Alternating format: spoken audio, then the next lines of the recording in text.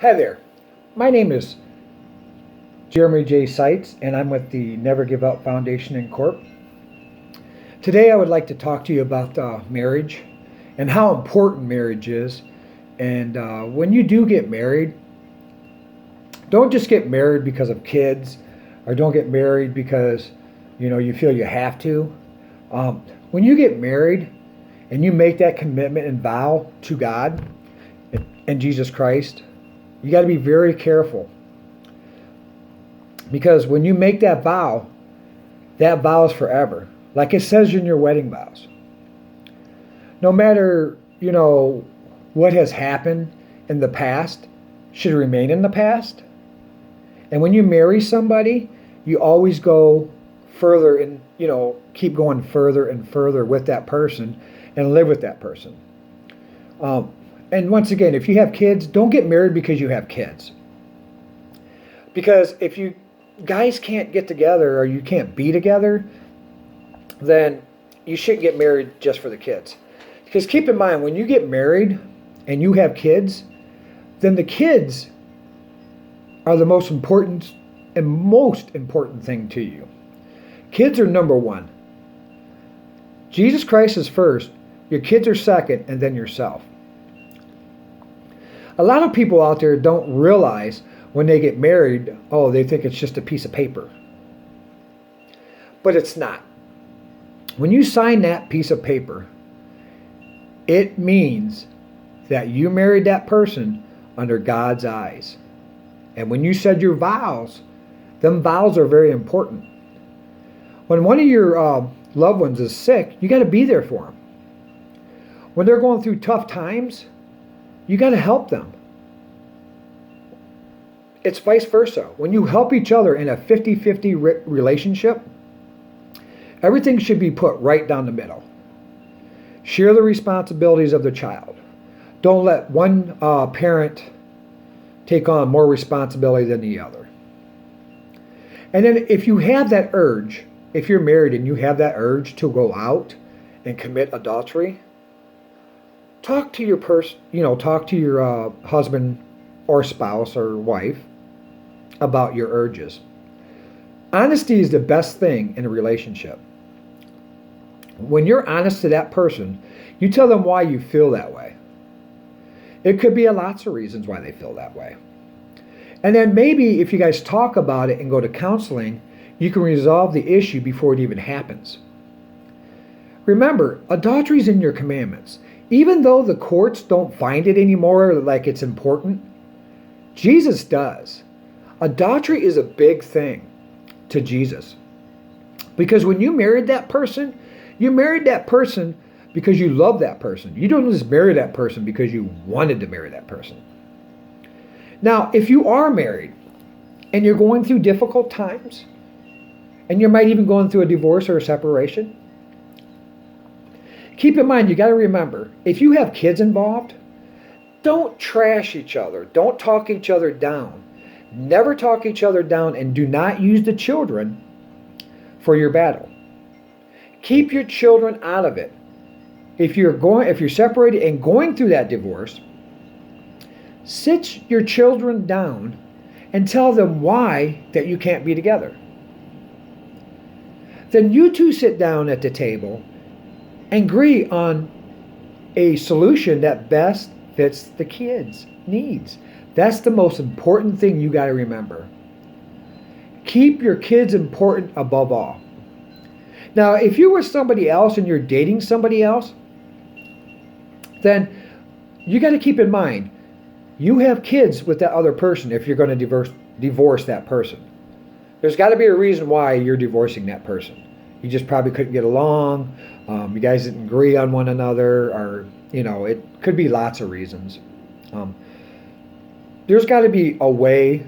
Before you do that, go to your families and friends, go to counseling, get support, read up on it, and really think about what you're going to do. Because the next step involves your kids.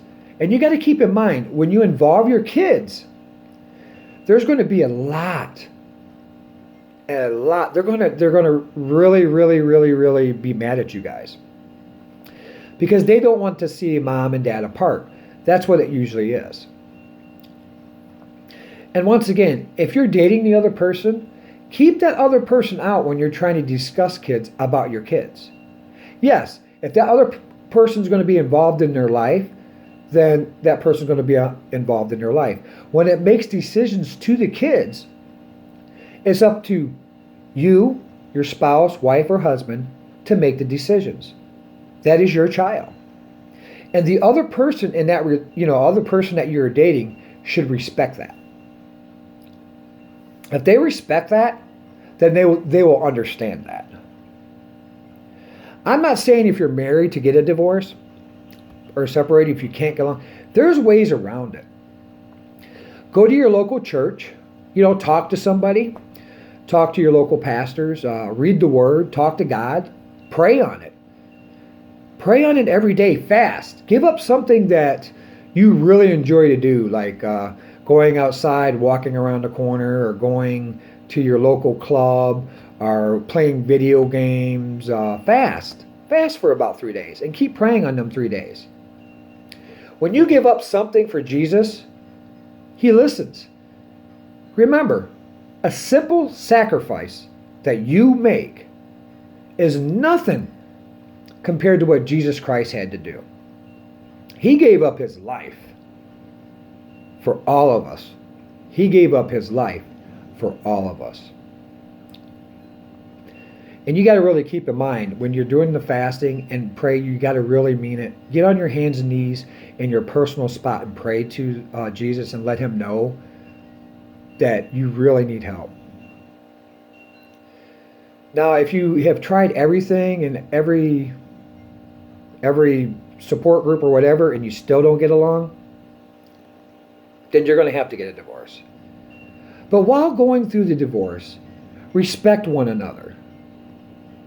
Don't, call the person up, keep harassing them on the phone, calling them names, talking them down, or calling her down, calling him down, or whatever. It's not good and it's not healthy. And do not use your child as a weapon. When you use a child as a weapon, Jesus sees that, and He does not like that. You cannot put an innocent child in a situation like that. That child needs to be a kid. He needs to grow with Jesus, go to school, because you might see when you guys get separated or divorced, if it comes down to that, you're going to see that child. It might slip in grades. You're going to have to give him full support. But if you do decide to do that, do fair visitations, 50-50. Don't say, okay, you can have them, you can't talk to your child because I'm mad at you, or you can't see your child because of, I'm mad at you. That's using your child as a weapon. The reason why I say this is because I've seen so much going on today and how parents use their child and bounce them back and forth. And never talk bad about your spouse, husband, wife in front of your child. And if your child has a question, answer the question honestly. And let that child know that, it had to be that way. Sit at the dinner table, talk about it. That's where your family values come out. And then when you sit at your dinner table and listen, a lot of stuff come out. Like I said before, that dinner table, there's a lot of information that comes right out. You can hear the day that went on with your child at school. You can hear if he's sad, mad, happy, or he's just down and out and needs some advice. Children look up to us about that. And they look up to us, and we have to set the example. And like I said, if you take a little bit of time each day to yourself, read the Word, pray to God, He usually gives you the answer. Go to your special spot, like I said. You can go to your room, you can go to your closet, wherever you like to. You can go in the backyard if you like it, if it's a nice sunny day out, and you just want to talk to Jesus and let Him know what's going on. But remember, if you're married and you're going through all this difficult time, do the best you can to try to work it out, not just for the child, for yourselves. Try to rekindle that relationship. Maybe that will help. Go on a date, go dancing, do things that you used to do. Just go out and take a walk. Go on the beach, take a walk on the beach, and just sit there and relax and sit down there and look at the sunset. Or, go camping for the weekend. See if you can get a babysitter for the weekend, and you and your spouse, wife, husband, or, you go camping and look at the stars and just look at one another. And then what you do is let that person know how special they are. Trust me, you really got to let that person know how special they are and why you love them. Always tell that person you love them every day. Once you do that and rekindle that relationship, you might not even have to get a divorce. You might even do things and it might even spark. A lot of times your marriages end in failure because one partner or the other partner wants more and the other one can't give. Well, if the one partner can't give, you got to go to that partner and ask them what's wrong. That person might be depressed. Maybe he wants to talk about it and you just don't want to hear it and help him, or vice versa. You really got to sit down and think about what you do in your actions. Your actions are very important. And when you take the responsibility and take the blame, and don't put the blame on just the one person, take responsibility equally, and bring the problems up, usually you guys can resolve the issues. Maybe it was something stupid. Maybe you changed the channel all the time while the spouse or you was watching something.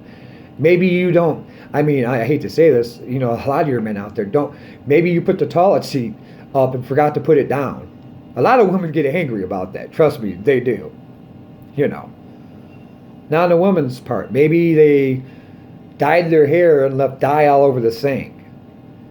Or, it could be lots of reasons. Lots of reasons. Or maybe they forgot to do the dishes or whatever. Excuse me. You should always split the chores 50-50. Like one day you do the dishes, next day he does the dishes. One day, you clean the living room, next day, just split the chores. Now, if the other person is working, I understand that the other person should take more responsibility. I understand that. But when that person is constantly doing the chores, housework, taking care of the child while the other person is at work, sometimes that person needs a break. So on the days that you're off, you should pick up more. I'm not saying take 50-50 while you're working on top of that, but you can at least do something when you come home from the job or work. You can actually say, well, wait a minute. They forgot to do the dishes. You know what? I'll do that real quick. Because, usually when I come home, from work, I'm still active. I still got the energy. So I might as well use the energy and do something useful. That's the way it should be. And, it's got to be back and forth, to one another. There's a lot of things in life that people don't realize and they take for granted, is that life is too short. I remember when I was 18 and I said, when I was 10, saying, I wish I was 16. Man, that flew by. Then I got married, got kids, now I got grandkids. I'm going on 47 years old in July 17th, and now I got grandkids. But you know what? I'm going to enjoy life from now on. I'm going to respect life, and I'm very glad that God brings me back here every day and get up with my child and be with her and to be with that child. A lot of people take life for granted. So remember, if you're married, try to work it out. If you can't, I understand the divorce needs to happen. But don't throw dirt on one another. And don't let that other person's boyfriend, girlfriend, whatever, get involved and put dirt on that person. Because you got to keep in mind, either the spouse, husband, wife, whatever, mother of child and father of child. And that other person that you're dating or going to be with should respect that. And if that person gets involved, shame on them. They should not get involved and start anything. They should respect what they're trying to do to communicate for the children and step back and let them parents do what they got to do. But when the other person steps in, chaos happens, then you're wrong on that part. Keep in mind, I'm not saying I'm perfect. There's a lot of mistakes I've made. But I'm learning from my mistakes. I pray to Jesus Christ to give me the answers to go forward with my mistakes. I'm going to start posting weekly videos and get them up there. I promise. I just, now I'm back on par. My life's getting back together. I'm pumped. And I want the Never Give Up Foundation Incorporation to grow. We need members, board members. Please, if you're interested and you want to volunteer some of your time, I want the Never Give Up Foundation to grow. We'll have our board meetings at the Lorain Public Library. If you want to get in contact me personally, you can contact me at 440-984-9504. Or you can email me at pastor, P-A-S-T-O-R, Jeremy, J-E-R-E-M-Y, sites at gmail.com. I'm going to be updating the website probably daily to improve it. And if you guys can give me some ideas or anything that you want me to preach about or a topic that you're really concerned about, let me know. And I'll preach about it as soon as possible. And if somebody sends me a topic, I'll make sure I'll preach on that topic on that week. And if you email me the topic, I'll email you back and saying, hey, I'll use your topic for the next sermon. Once again, thank you for viewing my video. All donations are welcome. If you can't donate, God knows why. But keep in mind, you don't have to donate money to tie to God. You can donate a cheeseburger to a homeless. You can donate your time to a friend, somebody in need. You can donate however. Help your person paint a room. It's not all about the money. It's about love and sharing and caring and hope. Keep in mind, Jesus sacrificed his life for us. You can sacrifice some stuff for him. I'm willing to give up anything he wants me to give up because he gave the ultimate price, his life. So I love you guys out there. God bless every one of your family members. Like I said, if you need any advice, call me at 440-984-9504. And what do I say at the end of the video? What would Jesus do? Now remember, if you think like that, you never go wrong. You guys take care out there. God bless.